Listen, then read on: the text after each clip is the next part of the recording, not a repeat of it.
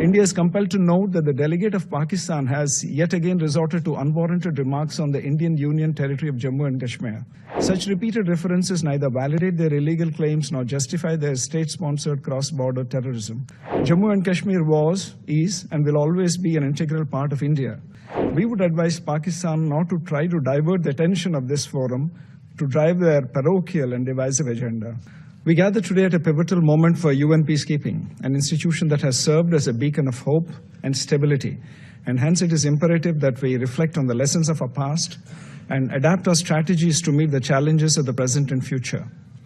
At the same time, it's important to underline that any re-evaluation and remodeling of the peacekeeping infrastructure must be rooted in consensus.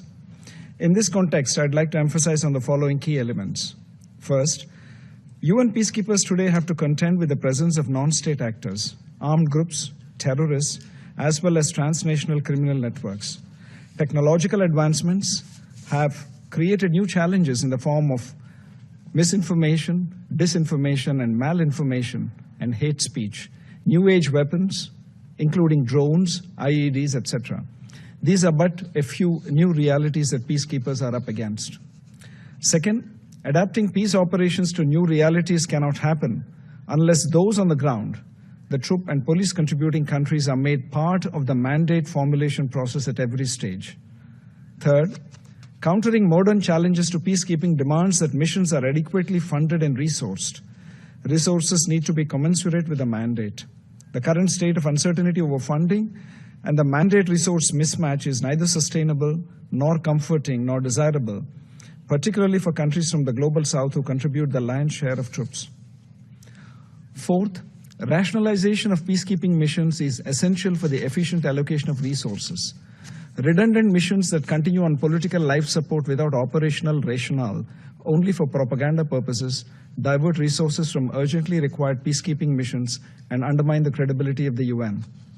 Fifth, with respect to peace building by peace operations, Madam President, national ownership should remain the core principle in all peace-building initiatives and activities. We encourage greater coherence and coordination between resident coordinators and the UN entities to support the national peace-building priorities of host states by peace operations, including during the mission transition. Further, we strongly support the WPS and the YPS agenda and greater engagement of the Peacebuilding Commission with international financial institutions to provide financing for peace-building activities.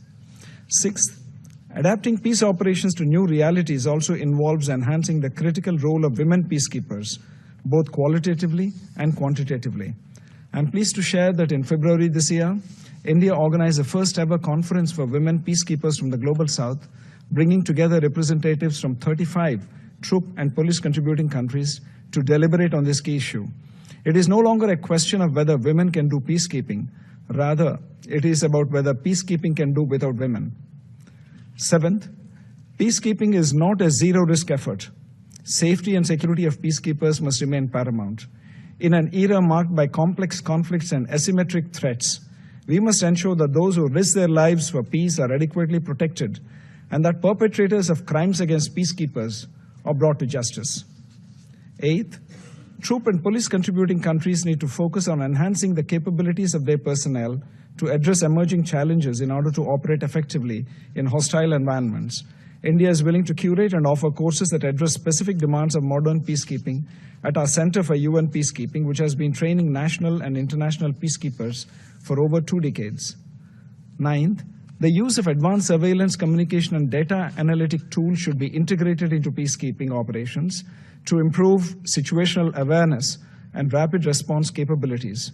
India stands ready to share its expertise as a technology enabler in this regard.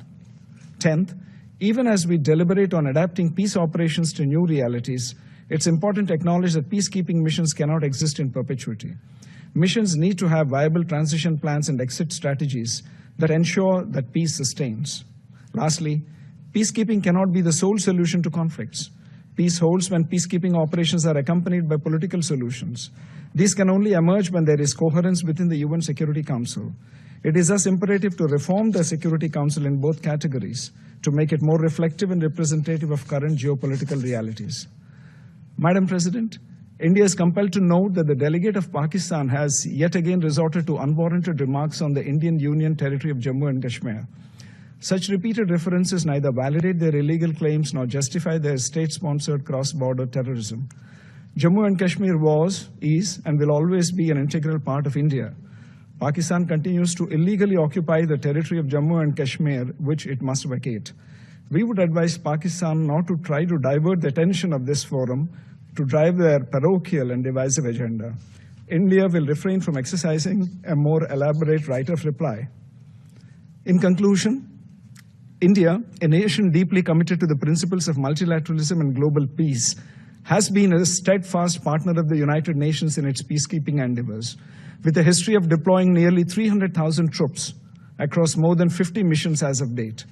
We pay tribute to more than 4,000 UN peacekeepers, including 182 Indian personnel, who have made the ultimate sacrifice in the service of peace, and towards that, seek the earliest completion of the memorial wall in their honor. And as we look to the future, India reaffirms its unwavering commitment to UN peacekeeping and pledges its continued support to the UN in its pursuit of international peace and security.